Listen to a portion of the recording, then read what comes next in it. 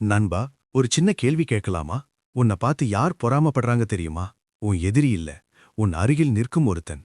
நீ தோற்றப்போ உனக்கு ஆறுதல் சொன்ன அதே நபர் நீ ஜெயிச்சதும் உள்ளுக்குள் எரியிறான். அவ சிரிப்பா, ஆனா கண்கள் சிரிக்காது.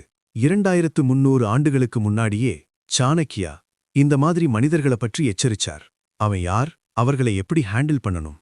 இன்று அதையே பார்க்கலாம். 2300 ஆண்டுகளுக்கு முன்னாடியே ஆச்சாரிய சாணக்கியா இத பற்றி எச்சரிச்சு விட்டார். இன்னைக்கு அந்த ரகசியத்தையே நம்ம அலச போறோம். பகுதி 1. விஷமான மனிதர்கள் யார்? சாணக்கியர் சொல்றார், பாம்பிற்கு பல்லில் விஷம், தேளுக்கு கொடுக்கில் விஷம், கெட்ட எண்ணம் கொண்ட மனிதனுக்கு உடம்பெல்லாம் விஷம். இதன் அர்த்தம் என்ன? 1. தாழ்வு மனப்பான்மை.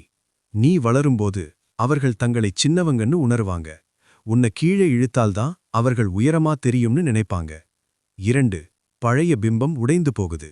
இத்தனை நாள் இவனால எதுவும் ஆகாதுன்னு நினைச்சிருந்தாங்க. இப்போ நீ ஜெயிச்சிட்டா அவர்களோட கணிப்பு பொய்யாகிடுது. அந்த ஈகோ, அதுதான் எரிச்சல். 3. ஒப்பீட்டு மனவிலை. மனிதர்களுக்கு ஒரு பழக்கம் இருக்கு நண்பா. தங்களை விட கீழே இருப்பவர்களோட ஒப்பிட்டு சந்தோஷப்படுவாங்க. நீ முன்னாடி போயிட்டா அவர்களுக்கு தங்களோட இயலாமை நினைவுக்கு வரும். அதுதான் பொறாமை. பகுதி 2. அவர்கள் எப்படி தாக்குவார்கள்? கவனமா கேள், இது முக்கியம். 1. புன்னகைக்கு பின்னால் கத்தி. முகத்துக்கு நேரா புகழ்வாங்க. சூப்பர்டா, ரொம்ப நன்றா பண்ணிருக்க. ஆனா கண்களில் சந்தோஷம் இருக்காது. முதுகுக்கு பின்னால என்ன நடக்கும் தெரியுமா? குழி தோண்டுவாங்க. 2. லக்காடு. நல்லா பண்ணிருக்க, ஆனா அதிர்ஷ்டம்தான் அதிகம். உன் உழைப்ப அதிர்ஷ்டமா மாற்றி விடுவாங்க. 3. தவறான அறிவுரை. இத விட்டுடு, இது ரிஸ்க். நலம் விரும்பி மாதிரி நடித்து உன்னை பாதையிலிருந்து தள்ள முயற்சி. பகுதி 3.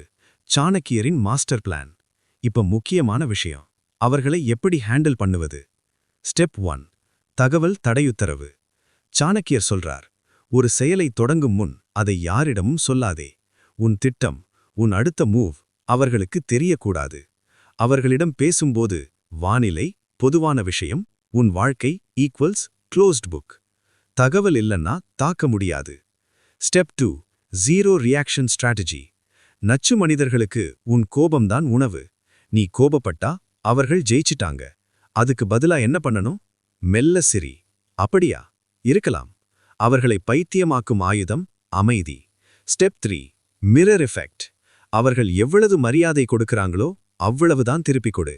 அதிக அன்பு வேண்டாம், அதிக கோபமும் வேண்டாம். Balanced distance. Step 4. Emotional boundary. அவர்கள் குடும்பத்தில் இருக்கலாம், முழுசா அவாய்ட் பண்ண முடியாது. ஆனா மனசுல நுழைய விடாதே. நான் பிஸி, உன் கவசம்.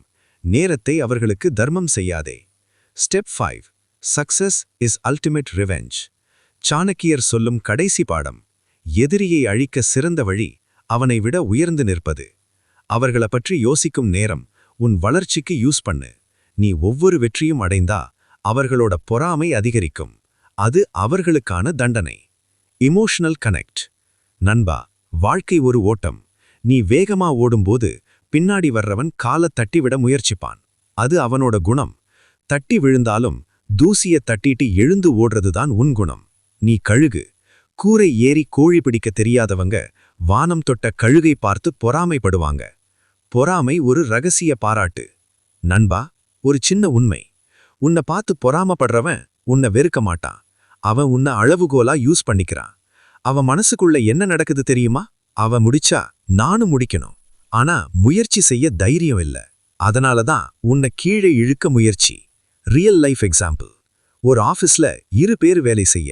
ஒருத்தன் அமைதியா உழைக்கிறான், மற்றொருத்தன் பேசுறான், இம்ப்ரெஸ் பண்றான். ப்ரொமோஷன் யாருக்கு கிடைக்கும்? உழைத்தவனுக்கு. அதுக்கப்புறம் என்ன ஆகும்? பாஸ்க்கு க்ளோஸா இருந்ததால தான் கிடைச்சது. லக் தான். இது கதை இல்ல நண்பா, இது reality. Extra strategy. Energy shift technique. யாராவது உன்னை பற்றி கெட்ட வார்த்தை பேசுறாங்களா? அதை மென்டலா ஒரு சிக்னலா யூஸ் பண்ணு. அவர்கள் பேசுற ஒவ்வொரு நெகட்டிவ் கமெண்ட்டையும் உன் மைண்ட்ல ஒரு ஃபியூவலா மாற்று. அவர்கள், இவனால முடியாது.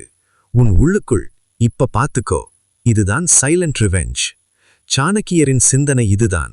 பலவீனமானவன் ரியாக்ஷன் கொடுப்பான், வலுவானவன் டிரெக்ஷன் கொடுப்பான். நீ ரியாக்ஷன் கொடுக்காதே, டிரெக்ஷன் கொடு உன் வாழ்க்கைக்கு. நண்பா, உன்னை பற்றி கெட்டதாக பேசுறவர்களுக்கும் ஒரு காமன் ஃபியர் இருக்கும். நீ இன்னும் வளர்ந்துட்டா அவர்களுக்கு நீ ரீச் ஆக முடியாத உயரமா ஆகிடுவே. அதனால தான் இப்பவே தடுக்க முயற்சி. Bonus step, silent upgrade. அவர்களோட காம்படிஷனுக்கு போகாதே. அவர்களுக்கு தெரியாம உன் ஸ்கில்ல அப்கிரேட் பண்ணு. New course, new habit, new discipline. ஒரு நாள் திடீர்னு அவர்கள் ரியலைஸ் பண்ணுவாங்க, எப்போ இவ்வளவு டெவலப் ஆனா? அதுதான் ரியல் ஷாக். நண்பா, நீ உழைக்கிறது உன் குடும்பத்துக்காக, உன் கனவுக்காக, அவர்களின் கருத்துக்காக இல்லை. ஒரு மரம் உயரமா வளரும்போது காற்று அதிகமா அடிக்கும். அதனால் மரம் வளர்வதை நிறுத்துமா? இல்லை, அது இன்னும் வேரை ஆழமாக போடும். அப்படித்தான் நீயும். நினைவில் வை, உன் வெற்றியால் யாராவது கஷ்டப்படுறாங்களா? அது உன் தவறு இல்ல, அது அவர்களோட மனவில்லை. நீ உயரம், அவர்கள் ஒப்பீடு. நீ இலக்கு, அவர்கள் பார்வையாளர். யார் உன்னை பார்த்து பொறாமப்படுறாங்களோ அவர்களை வெறுக்காதே. ஏனென்றால் நீ அவர்களை விட உயர்ந்தவன் என்று அவர்கள் ஏற்கனவே ஒப்புக்கொண்டு விட்டார்கள். அடுத்த முறை யாராவது உன்னை கீழே இழுக்க முயற்சி பண்ணாலா? பெருமையா சிரி. அது நீ உயரத்தில் இருக்கிறாய் என்பதற்கான சான்று. இந்த வீடியோ உனக்கு வேல்யூ கொடுத்திருந்தா லைக் பண்ணு. உன் வாழ்க்கையிலும் இப்படிப்பட்ட நபர்கள் இருந்திருக்காங்களா? நீ எப்படி ஹேண்டில் பண்ண? கமெண்ட்ல சொல்லு. இன்னும் பல சாணக்கிய தந்திரங்களும் உளவியல் உண்மைகளும் தெரிஞ்சுக்க நம்ம சேனலை சப்ஸ்கிரைப் பண்ணி பெல் ஐகான் தட்ட மறக்காதே. நினைவிருக்கட்டும், உன் அமைதிதான் உன் ஆகச்சிறந்த ஆயுதம். அடுத்த வீடியோவில் சந்திப்போம் நண்பா. நன்றி.